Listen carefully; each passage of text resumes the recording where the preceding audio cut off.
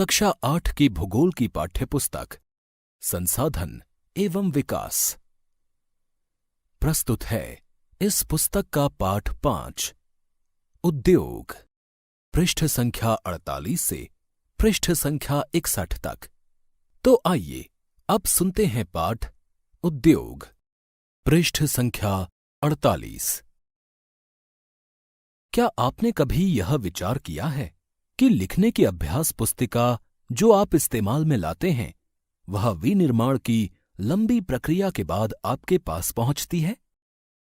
इसके जीवन की शुरुआत वृक्ष से होती है। उसे काटा जाता है और लुगदी मिल तक ले जाया जाता है। वहां वृक्षों की लकड़ी को संसाधित एवं काष्ठ लुगदी में परिवर्तित किया जाता है। काष्ठ लुगदी को रासायनिक द्रव्य के साथ मिलाया जाता है और अंततः मशीनों के द्वारा कागज के रूप में परिवर्तित किया जाता है। यह कागज प्रेस में जाता है, जहां रसायनों से निर्मित स्याही का इस्तेमाल पृष्ठों पर रेखाएं छापने में किया जाता है। इसके उपरांत पृष्ठों को अभ्यास पुस्तिका के रूप में बांधकर व पैक करके बिक्री के लिए बाजार में भेज दिया जाता है। अंत में यह आपके हाथों में पहुंचती है। इस पृष्ठ पर एक चित्र दिया गया है, जिसमें जंगल में उगे हुए पेड़ का चित्र दिखाया गया है। नीचे लिखा गया है यात्रा आरंभ। इसी के ठीक नीचे एक पुस्तिका दिखाई गई है, जिसके नीचे लिखा है कागज निर्माण। उसके भी नीचे लिखा है पुनः चक्रण। द्वितीय क्रियाकलाप या विनिर्माण में कच्चे माल को लोगों के लिए अधिक मूल्य के उत्पादों के रूप में परिवर्तित किया जाता है। जैसा कि आपने देखा, लुगदी कागज के रूप में और कागज अभ्यास पुस्तिका के रूप में। ये विनिर्माण प्रक्रिया के दो चरणों को प्रदर्शित करते हैं। उद्योग का संबंध आर्थिक गतिविधि से है, जो कि वस्तुओं के उत्पादन, खनिजों के निष्कर्षण अथवा सेवाओं की व्यवस्था से संबंधित है। इस प्रकार लोहा और इस्पात उद्योग वस्तुओं के उत्पादन से संबंधित है। कोयला खनन उद्योग कोयले को धरती से निकालने से संबंधित है तथा पर्यटन सेवा देने से संबंधित उद्योग है। क्रियाकलाप: कपास के खेत से अपने घर तक अपनी कमीज की यात्रा का पता कीजिए। उद्योगों का वर्गीकरण: उद्योगों का वर्गीकरण कच्चा माल, आकार और स्वामित्व के आधार पर किया जा सकता है। कच्चा माल: कच्चे माल के उपयोग के आधार पर उद्योग कृषि आधारित, खनिज आधारित, समुद्र आधारित और वन आधारित हो सकते हैं। पृष्ठ संख्या 49। कृषि आधारित उद्योग कच्चे माल के रूप में वनस्पति और जंतु आधारित उत्पादों का उपयोग करते हैं। खाद्य संसाधन, वनस्पति तेल, सूती वस्त्र, डेयरी उत्पाद और चर्म उद्योग कृषि आधारित उद्योगों के उदाहरण हैं। खनिज आधारित उद्योग प्राथमिक उद्योग हैं, जो खनिज अयस्कों का उपयोग कच्चे माल के रूप में करते हैं। इन उद्योगों के उत्पाद अन्य उद्योगों का पोषण करते हैं। अयस्क से निर्मित लोहा खनिज आधारित उद्योग का उत्पाद है। यह कई अन्य उत्पादों के विनिर्माण के लिए कच्चे माल के रूप में प्रयुक्त किया जाता है, जैसे भारी मशीनों, भवन निर्माण सामग्री तथा रेल के डिब्बे बनाने में। समुद्र आधारित उद्योग सागरों और महासागरों से प्राप्त उत्पादों का उपयोग कच्चे माल के रूप में करते हैं। समुद्री खाद्य प्रसंस्करण उद्योग और मत्स्य तेल निर्माण इसके कुछ उदाहरण हैं। वन आधारित उद्योग वनों से प्राप्त उत्पाद का उपयोग कच्चे माल के रूप में करते हैं। लुगदी एवं कागज, औषध रसायन, फर्नीचर और भवन निर्माण वनों से संबंधित उद्योग हैं। क्रियाकलाप: कृषि आधारित उद्योगों के कुछ उदाहरण दीजिए। आकार: उद्योग के आकार का तात्पर्य निवेश की गई पूंजी की राशि नियोजित लोगों की संख्या और उत्पादन की मात्रा से है। आकार के आधार पर उद्योगों को दो भागों में बांटा जा सकता है: लघु आकार के उद्योग और बृहत आकार के उद्योग। कुटीर या घरेलू उद्योग छोटे पैमाने के उद्योग हैं, जिसमें दस्तकारों के द्वारा उत्पादों का निर्माण हाथ से होता है। टोकरी बुनाई, मिट्टी के बर्तन और अन्य हस्त निर्मित वस्तुएं कुटीर उद्योग के उदाहरण हैं। बड़े पैमाने के उद्योग जो बड़ी मात्रा में वस्तुओं का उत्पादन करते हैं, उनकी तुलना में छोटे पैमाने के उद्योग कम पूंजी व प्रौद्योगिकी का उपयोग करते हैं।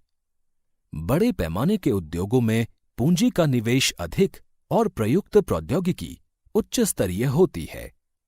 रेशम बुनाई और खाद्य प्रक्रमण उद्योग लघु पैमाने के उद्योग हैं। इस पृष्ठ पर चित्र 5.1 दिया गया है, जिसमें मखाने के खाद्य प्रक्रमण की अवस्थाएं दिखाई गई हैं। ऑटोमोबाइल और भारी मशीनों का उत्पादन बड़े पैमाने के उद्योग हैं। स्वामित्व के आधार पर उद्योगों को निजी क्षेत्र, राज्य स्वामित्व अथवा सार्वजनिक क्षेत्र, संयुक्त क्षेत्र और सहकारी क्षेत्र में वर्गीकृत किया जा सकता है। निजी क्षेत्र के उद्योगों का स्वामित्व और संचालन या तो एक व्यक्ति द्वारा या व्यक्तियों के समूह द्वारा किया जाता है। सार्वजनिक क्षेत्र के उद्योगों का स्वामित्व और संचालन सरकार द्वारा होता है, जैसे हिंदुस्तान एरोनॉटिक्स लिमिटेड और steel authority of India limited. संयुक्त क्षेत्र के उद्योगों का स्वामित्व और संचालन राज्यों और व्यक्तियों अथवा व्यक्तियों के समूह द्वारा होता है। पृष्ठ संख्या 50। मारुति उद्योग लिमिटेड संयुक्त क्षेत्र के उद्योग का एक उदाहरण है। सहकारी क्षेत्र के उद्योगों का स्वामित्व और संचालन कच्चे माल के उत्पादकों या पूर्तिकारों, कामगारों अथवा दोनों द्वारा होता है। आनंद मिल्क यूनियन लिमिटेड एवं सुधा डेयरी सहकारी उपक्रम के उत्तम उदाहरण हैं। इस पृष्ठ पर चित्र 5.2 दिया गया है, जिसमें एक सहकारी उपक्रम सुधा डेयरी का चित्र दिखाया गया है। उद्योगों की अवस्थिति को प्रभावित करने वाले कारक। वे कारक जो उद्योगों की अवस्थिति को प्रभावित करते हैं, कच्चे माल की उपलब्धता, भूमि, जल, श्रम, शक्ति, पूंजी, परिवहन और बाजार हैं। उद्योग उन्हीं स्थानों पर केंद्रित होते हैं जहां इनमें से कुछ या ये सभी कारक आसानी से उपलब्ध होते हैं। कभी कभी सरकार कम दाम पर विद्युत उपलब्धता, कम परिवहन लागत तथा अन्य अवसंरचना जैसे प्रोत्साहन प्रदान करती है, ताकि पिछड़े क्षेत्रों में भी उद्योग स्थापित किया जा सके। औद्योगीकरण से प्रायः नगरों और शहरों का विकास एवं वृद्धि होती है। इस पृष्ठ पर चित्र 5.3 दिया गया है, जिसमें उद्योगों के अवस्थिति संबंधी कारक बताए गए हैं, जैसे कच्चा माल, श्रम, पूंजी, बाजार, जल, संचार, परिवहन, भूमि, विद्युत इत्यादि। औद्योगिक तंत्र। औद्योगिक तंत्र में निवेश, प्रक्रम और निर्गत शामिल हैं। निवेश में कच्चे माल, श्रम और भूमि की लागत, जल की उपलब्धता, परिवहन, विद्युत और अन्य अवसंरचना शामिल हैं। प्रक्रम में कई तरह के क्रियाकलाप शामिल हैं, जो कच्चे माल को परिष्कृत माल में परिवर्तित करते हैं। निर्गत अंतिम उत्पाद और इससे अर्जित आय है। सूती वस्त्र उद्योग के संदर्भ में कपास, मानव श्रम, कारखाना और परिवहन लागत निवेश हो सकते हैं।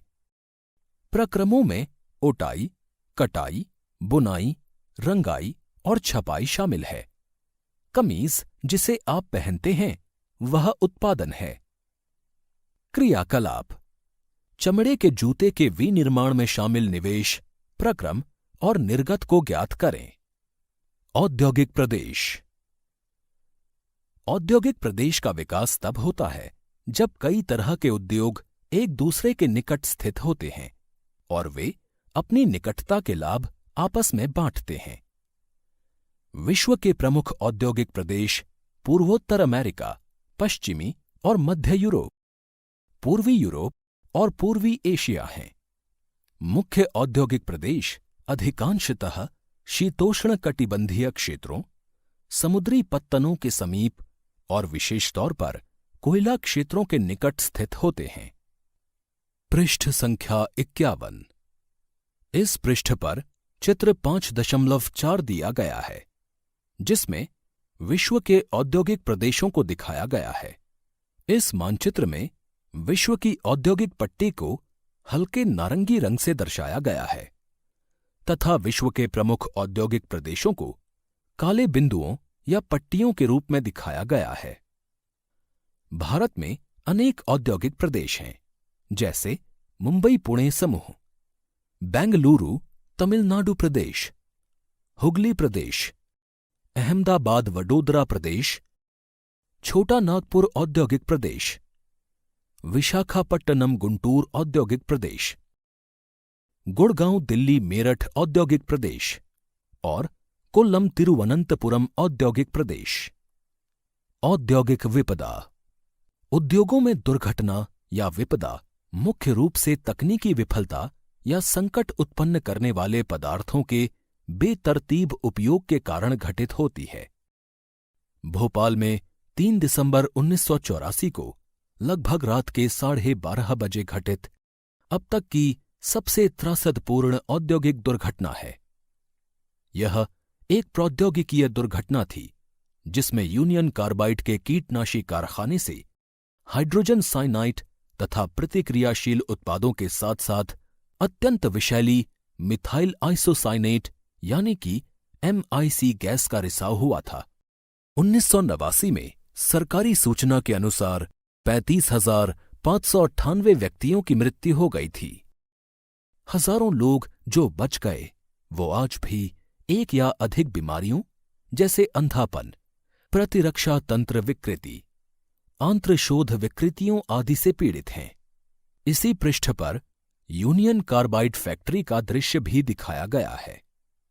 पृष्ठ संख्या 52। 23 दिसंबर 2005 में चीन के गायोकायो चोंगिंग में गैस कूप विस्फोट से 243 लोगों की मृत्यु तथा 9,000 लोग दुर्घटनाग्रस्त हो गए थे और इन स्थानों से 64,000 लोगों को विस्थापित किया गया था। कई लोग विस्फोट के बाद न भाग सकने के कारण मर गए। वे जो समय पर भाग पाए उनकी आंखें, त्वचा और फेफड़े गैस से क्षतिग्रस्त हो गए थे। इसी पृष्ठ पर गांव कार्यों में बचाव अभियान के दौरान लिया गया एक महिला को बचाव कर्मी द्वारा बचाए जाने का दृश्य दिखाया गया है। जोखिम कम करने के उपाय। पहला, घने बसे आवासीय क्षेत्रों को औद्योगिक क्षेत्रों से अलग बहुत दूर रखा जाना चाहिए। दूसरा, उद्योगों के समीप बसने वाले लोगों को दुर्घटना होने की स्थिति में विषैले या खतरनाक पदार्थों के संग्रहण और उनके संभव प्रभावों का ज्ञान होना चाहिए। तीसरा, आग की चेतावनी और अग्निशमन की व्यवस्था को उन्नत किया जाना चाहिए। चौथा, विषैले पदार्थों के भंडारण क्षमता की सीमा होनी चाहिए। पांचवा, उद्योगों में प्रदूषण नियंत्रण के उपाय को उन्नत किया जाना चाहिए। प्रमुख उद्योगों का वितरण। विश्व के प्रमुख उद्योग लोहा इस्पात उद्योग, सूती वस्त्र उद्योग और सूचना प्रौद्योगिकी उद्योग हैं। लोहा इस्पात उद्योग और वस्त्र उद्योग काफी पुराने उद्योग हैं, जबकि सूचना प्रौद्योगिकी उद्योग एक नया उभरता उद्योग है। वे देश जिसमें लोहा इस्पात उद्योग अवस्थित हैं जर्मनी, संयुक्त राज्य अमेरिका, चीन, जापान और रूस हैं। वस्त्र उद्योग भारत, हांगकांग, दक्षिण कोरिया, जापान और ताइवान में संकेंद्रित हैं। सूचना प्रौद्योगिकी उद्योग के मुख्य केंद्र मध्यवर्ती कैलिफोर्निया के सिलिकॉन घाटी में और भारत के बेंगलुरु प्रदेश में हैं। क्या आप जानते हैं? उभरते हुए उद्योग सनराइज उद्योग के नाम से भी जाने जाते हैं। इसमें सूचना प्रौद्योगिकी, स्वास्थ्य लाभ, सत्कार तथा ज्ञान से संबंधित उद्योग शामिल हैं। लोहा इस्पात उद्योग। अन्य उद्योगों की तरह लोहा इस्पात उद्योग में भी बहुत से निवेश, प्रक्रम और निर्गत शामिल हैं। यह एक पोषक उद्योग है जिसके उत्पाद अन्य उद्योगों के लिए कच्चे माल के रूप में प्रयुक्त होते हैं।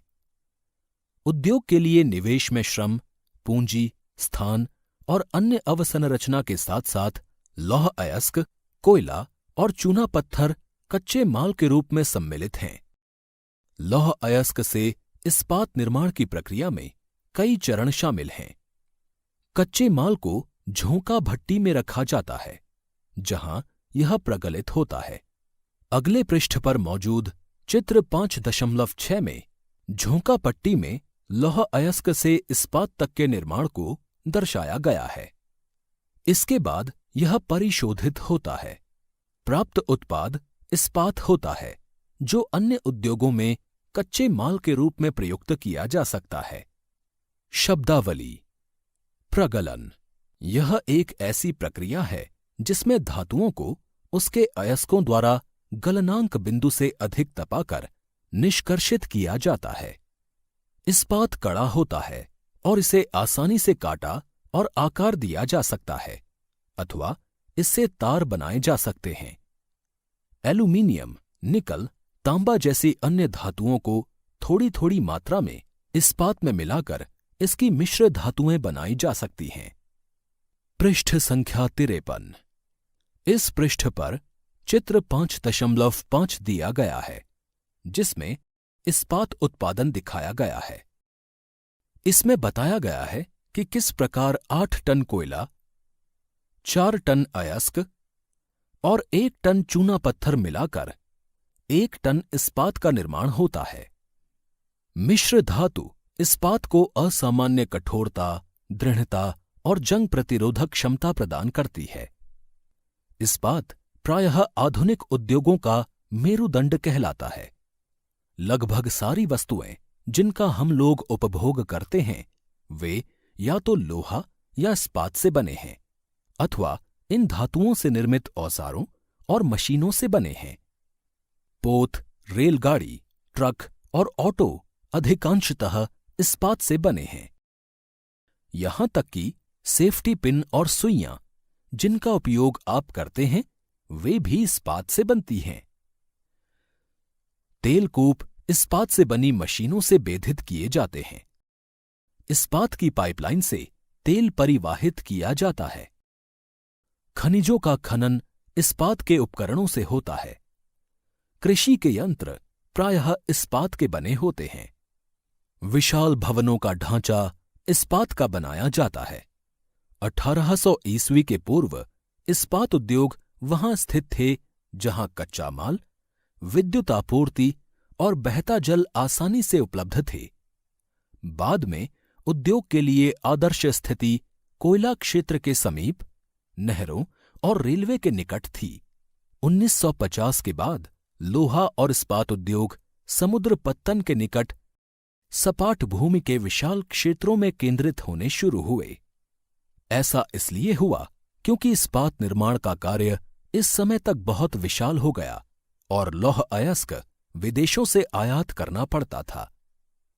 इस पृष्ठ पर चित्र 5.7 दिया गया है जिसमें लौह इस्पात उद्योग की परिवर्तनशील अवस्थिति को दिखाया गया है।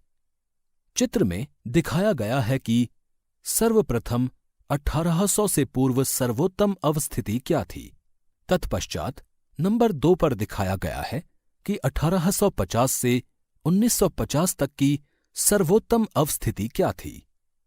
उसके पश्चात नंबर 3 पर दिखाया गया है कि 1950 से अब तक की सर्वोत्तम अवस्थिति क्या है।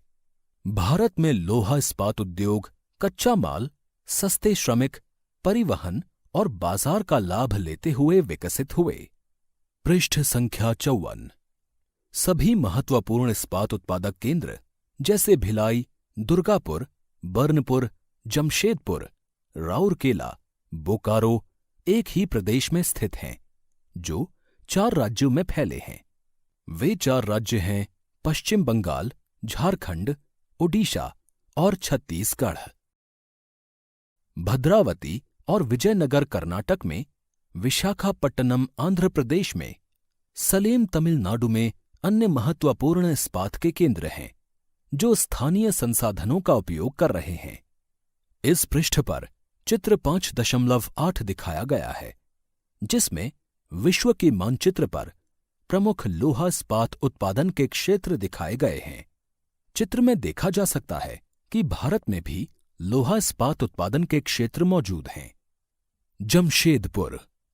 1947 से पूर्व भारत में केवल एक इस्पात का कारखाना था, Tata iron and steel company limited, यानी टिस्को।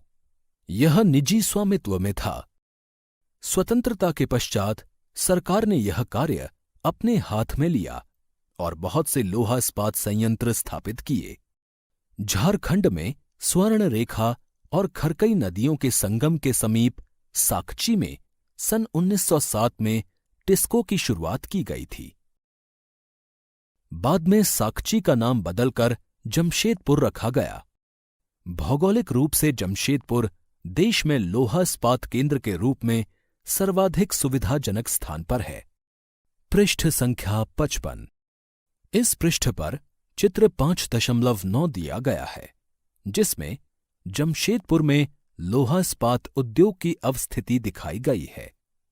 साकची को कई कारणों से इस्पात संयंत्र स्थापित करने के लिए चुना गया। यह स्थान बंगाल नागपुर रेल मार्ग पर काली माटी स्टेशन से मात्र 32 किलोमीटर की दूरी पर था। यह स्थान लौह अयस्क, कोयला और मैंगनीज निक्षेपों के साथ साथ कोलकाता के निकट भी था, जहां विशाल बाजार उपलब्ध था। टिस्को को झरिया कोयला क्षेत्रों से कोयला और ओडिशा तथा छत्तीसगढ़ से लौह अयस्क, चूना पत्थर, डोलोमाइट और मैंगनीज प्राप्त होता है।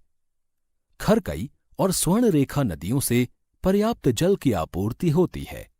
सरकारी प्रोत्साहनों से इसे पर्याप्त पूंजी उपलब्ध हुई।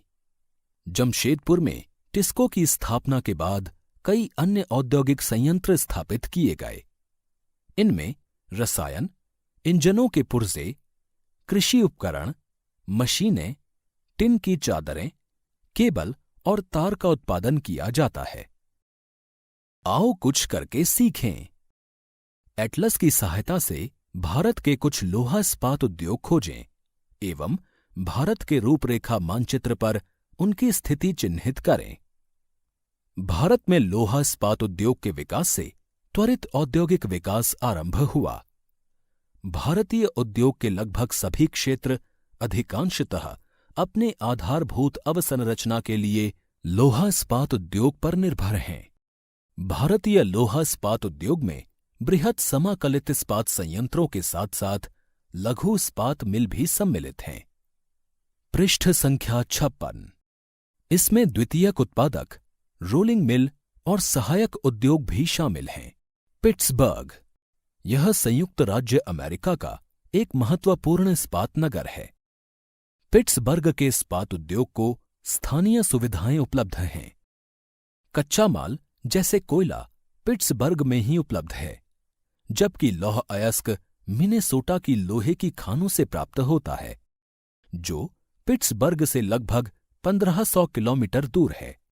इन खानों और पिट्सबर्ग के बीच नौ परिवहन का सर्वोत्तम मार्ग ग्रेट लेक्स जलमार्ग आता है। यह अयस्क के नौ परिवहन हेतु सस्ता मार्ग है। ग्रेट लेक्स से पिट्सबर्ग क्षेत्र तक लौह अयस्क रेलगाड़ियों से लाया जाता है। ओहियो, मोनोघेला और एल्घनी नदियों से पर्याप्त जल प्राप्त होता है। आज पिट्सबर्ग में बहुत कम बड़ी इस्पात मिल हैं। ये मिल पिट्सबर्ग के ऊपर मोनघेला और एल्घनी नदी की घाटियों में तथा पिट्सबर्ग के नीचे ओहियो नदी के सहारे स्थित हैं। परिष्कृत इस्पात स्थल और जल दोनों मार्गों द्वारा बाजार में भेजा जाता है। पिट्सबर्ग क्षेत्र में इस्पात मिलों के अतिरिक्त कई अन्य कारखाने हैं। ये रेल पटरी उपकरण और भारी मशीनों के उत्पादन में इस्पात का प्रयोग कच्चे माल के रूप में करते हैं। क्या आप जानते हैं, ग्रेट लेक्स के नाम सुपीरियर, ह्यूरॉन, ओंटारियो, मिशिगन और इरी हैं। इन 5 झीलों में से सुपीरियर झील सबसे बड़ी है, जो अन्य की तुलना में उच्च ऊर्ध्व प्रवाह पर स्थित है। सूती वस्त्र उद्योग। धागे से कपड़े की बुनाई एक प्राचीन कला है। कपास, ऊन, सिल्क, जूट और पटसन का प्रयोग वस्त्र निर्माण में होता है। उपयोग में लाए गए कच्चे माल के आधार पर वस्त्र उद्योग का वर्गीकरण किया जा सकता है। रेशे वस्त्र उद्योग के कच्चे माल हैं। रेशे प्राकृतिक या मानव निर्मित हो सकते हैं। प्राकृतिक रेशे ऊन, सिल्क, कपास, लिनन और जूट से प्राप्त किए जाते हैं। मानव निर्मित रेशों में नायलॉन, पॉलिएस्टर, एक्रिलिक और रेयॉन शामिल हैं। शब्द उत्पत्ति।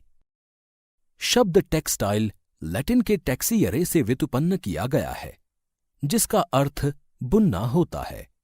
सूती वस्त्र उद्योग विश्व के प्राचीनतम उद्योगों में से एक है। 18वीं सदी की औद्योगिक क्रांति तक सूती वस्त्र हस्तकताई तकनीकों एवं हथकरघों से बनाया जाता था। 18वीं सदी में पावर लूम ने पहले ब्रिटेन में और बाद में विश्व के अन्य दूसरे भागों में सूती वस्त्र उद्योग के विकास को आगे बढ़ाया।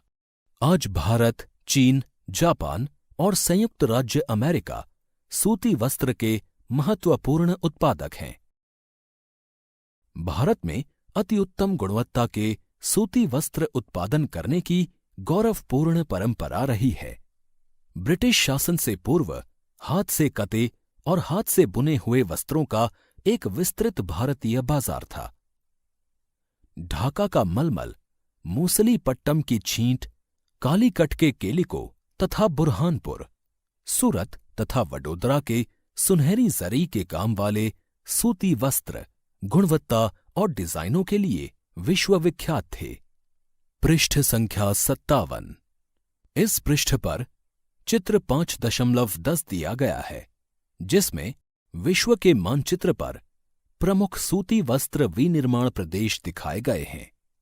मानचित्र के माध्यम से देखा जा सकता है कि भारत इस क्षेत्र में अग्रणी है, लेकिन हाथ से बने होने के कारण सूती वस्त्र का उत्पादन महंगा और बनने में अधिक समय लेता था।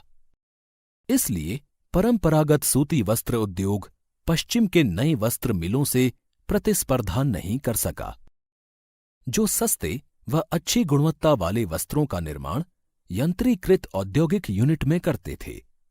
पहली सफल यंत्रीकृत वस्त्र मिल मुंबई में 1854 ईस्वी में स्थापित की गई। कोष्ण आर्द्र जलवायु, मशीन आयात के लिए पत्तन, कच्चे माल की उपलब्धता और दक्ष श्रमिक इस प्रदेश में इस उद्योग के द्रुत फैलाव में सहायक रहा। प्रारंभ में यह उद्योग महाराष्ट्र और गुजरात राज्य में अनुकूल आर्द्र जलवायु के कारण पनपा, लेकिन वर्तमान में आर्द्रता कृत्रिम रूप से उत्पन्न की जा सकती है और कच्ची कपास शुद्ध होती है एवं वस्त्र उत्पादन प्रक्रिया में इसका वजन कम नहीं होता। इसलिए यह उद्योग भारत के विभिन्न भागों में फैल गया है। कोयंबटूर, कानपुर, चेन्नई, अहमदाबाद, मुंबई, कोलकाता, लुधियाना, पुडुचेरी और पानीपत कुछ अन्य महत्वपूर्ण केंद्र हैं। क्या आप जानते हैं, देश में प्रथम वस्त्र उद्योग 1818 ईस्वी में कोलकाता के समीप फोर्ट गैलेस्टर में स्थापित हुआ था, लेकिन कुछ समय बाद यह बंद हो गया। पृष्ठ संख्या 58। अहमदाबाद। अहमदाबाद गुजरात में साबरमती नदी के तट पर स्थित है। 1859 में यहां पहली सूती मिल स्थापित हुई थी। यह यथाशीघ्र ही मुंबई के बाद भारत का दूसरा सबसे बड़ा वस्त्र निर्माता नगर बन गया। अहमदाबाद को प्रायः भारत का मैनचेस्टर कहा जाता है। अनुकूल अवस्थिति कारक अहमदाबाद में सूती वस्त्र उद्योग के विकास में सहायक थे। अहमदाबाद कपास उत्पन्न करने वाले क्षेत्र के बहुत निकट स्थित है। यहां कच्चा माल आसानी से उपलब्ध होता है। जलवायु कताई और बुनाई के लिए आदर्श है। सपाट भूभाग और भूमि की आसानी से उपलब्धता मिलों की स्थापना में उपयुक्त है। गुजरात और महाराष्ट्र राज्य की घनी आबादी इस उद्योग को कुशल और अर्धकुशल श्रमिक उपलब्ध कराते हैं। सुविकसित सड़कें और रेल मार्गों का जाल सूती वस्त्र को देश के विभिन्न भागों में आसानी से पहुंचाने में मदद करता है। इस तरह इसकी बाजार तक सरल पहुंच उपलब्ध है। नजदीक में मुंबई पत्तन इसे मशीनों का आयात करने और सूती वस्त्र के निर्यात की सुविधा प्रदान करता है। परंतु हाल के वर्षों में अहमदाबाद की सूती मिलों की कुछ समस्याएं हैं। बहुत से वस्त्र मिल बंद हो चुके हैं। देश में नए वस्त्र केंद्रों का विकास और अहमदाबाद की मिलों में मशीन प्रौद्योगिकी का नवीकरण न होना इसका प्रमुख कारण है। क्या आप जानते हैं, भारतीय वस्त्र उद्योग के कुल उत्पादन का लगभग 1/3 हिस्सा निर्यात किया जाता है। क्रियाकलाप: दर्जी की दुकान से विभिन्न प्रकार के कपड़ों के टुकड़े इकट्ठा कीजिए तथा उन्हें सूती, रेशमी, कृत्रिम रेशे वाले और ऊनी कपड़ों में वर्गीकृत कीजिए। ओसाका: ओसाका जापान का एक महत्वपूर्ण वस्त्र निर्माण केंद्र है। यह जापान का मैनचेस्टर के नाम से भी जाना जाता है। ओसाका में सूती वस्त्र उद्योग का विकास कई भौगोलिक कारणों से हुआ है। ओसाका के चारों ओर का विस्तृत मैदान सूती वस्त्र मिलों के विकास के लिए आसानी से भूमि की उपलब्धता सुनिश्चित करता है। कोष्ण आर्द्र जलवायु कताई व बुनाई के लिए बहुत ही उपयुक्त है। योडो नदी मिलों के लिए पर्याप्त जल उपलब्ध कराती है। श्रमिक आसानी से उपलब्ध हैं। पत्तन की अवस्थिति कच्चे कपास को आयात करने और वस्त्रों के निर्यात की सुविधा उपलब्ध कराती है। ओसाका का वस्त्र उद्योग पूर्णतः आयातित कच्चे मालों के ऊपर निर्भर है। कपास मिस्र, भारत, चीन और यूएसए से आयात की जाती है। परिष्कृत उत्पाद अधिकांशतः निर्यात किया जाता है। उच्च गुणवत्ता और कम मूल्य की वजह से उसका एक अच्छा बाजार है। यद्यपि देश का यह एक महत्वपूर्ण उद्योग है, लेकिन हाल ही में ओसाका के सूती वस्त्र उद्योग का स्थान अन्य उद्योग जैसे लौह इस्पात, मशीनरी, जहाजरानी, ऑटोमोबाइल, विद्युत उपकरण और सीमेंट लेते जा रहे हैं। आओ कुछ करके सीखें। विश्व के रूपरेखा मानचित्र पर उन स्थानों को चिन्हित कीजिए जो ओसाका सूती वस्त्र उद्योग को कच्चा माल प्रदान करते हैं। पृष्ठ संख्या 59। अभ्यास। प्रश्न 1। आगे दिए प्रश्नों के उत्तर दीजिए। पहला, उद्योग शब्द का क्या तात्पर्य है? दूसरा, वे कौन से मुख्य तथ्य हैं जो उद्योग की अवस्थिति को प्रभावित करते हैं? तीसरा, कौन सा उद्योग प्रायः आधुनिक उद्योग का मेरुदंड कहा जाता है और क्यों? चौथा, कपास उद्योग मुंबई में तेजी से क्यों विकसित हुआ है? प्रश्न 2। सही उत्तर चिन्हित कीजिए। पहला, फोर्ट गैलेस्टर अवस्थित है। क. पश्चिम बंगाल में। ख. कैलिफोर्निया में। ग. गुजरात में। दूसरा, निम्न में से कौन सा प्राकृतिक रेशा है? क. नायलॉन। ख. जूट। ग. एक्रिलिक। प्रश्न 3। अंतर स्पष्ट कीजिए। पहला, कृषि आधारित और खनिज आधारित उद्योग। दूसरा, सार्वजनिक क्षेत्र और संयुक्त क्षेत्र के उद्योग। प्रश्न 4। दिए गए स्थानों में अग्रलिखित के 2-2 उदाहरण दीजिए। पहला, कच्चा माल, रिक्त स्थान और रिक्त स्थान। दूसरा, अंतिम उत्पाद, रिक्त स्थान और रिक्त स्थान।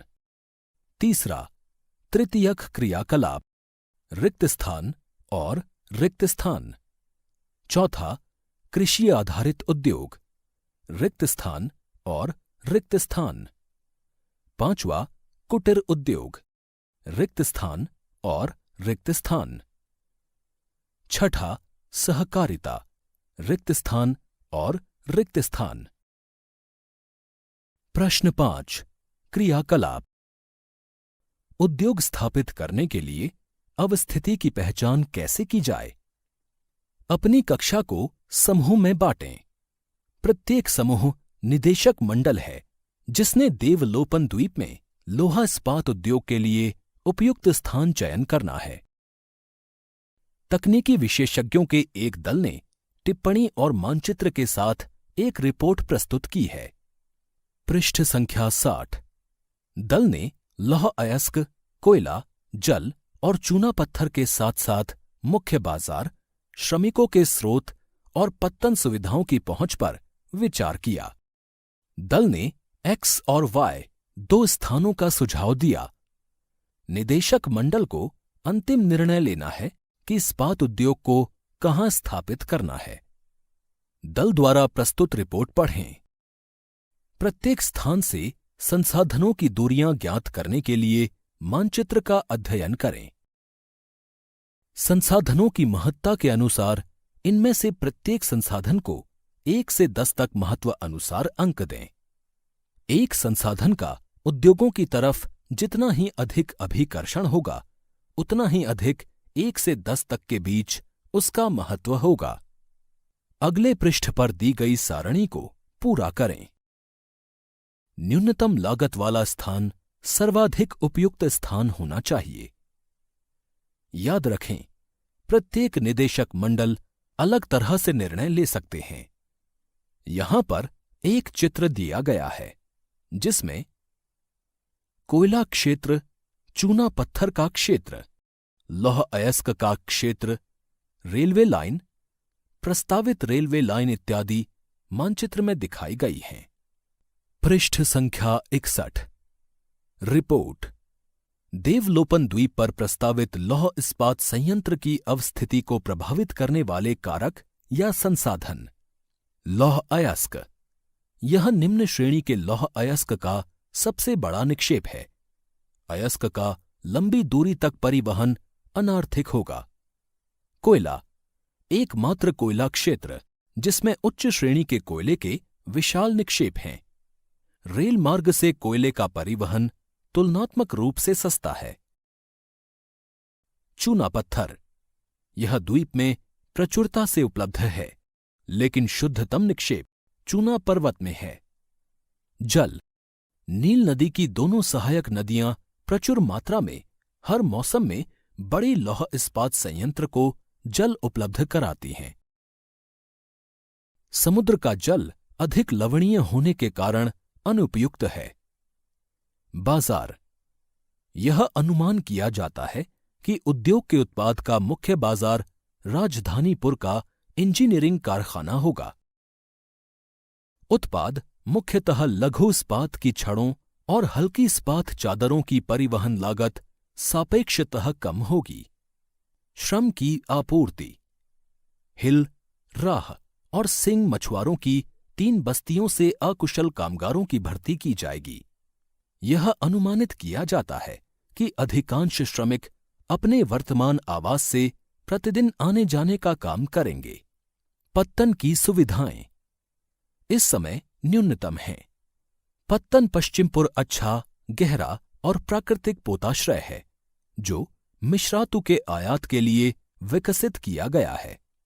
इसके आगे यहां पर एक सारणी दी गई है जिसमें पहले स्तंभ में सबसे ऊपर संसाधन लिखा गया है। दूसरे स्तंभ में X से दूरी, तीसरे स्तंभ में Y से दूरी, चौथे में अंक 1 से 10। इसके बाद X दूरी, X स्थान के लिए अंक तथा अंतिम स्तंभ है X दूरी, Y स्थान के लिए अंक। इसी प्रकार पहले स्तंभ के नीचे पहली पंक्ति पर लौह अयस्क लिखा गया है। आगे के खानों को स्वयं भरना है। अगली पंक्ति में संसाधन के नीचे कोयला लिखा गया है। पंक्ति में आगे के खानों को स्वयं भरना है।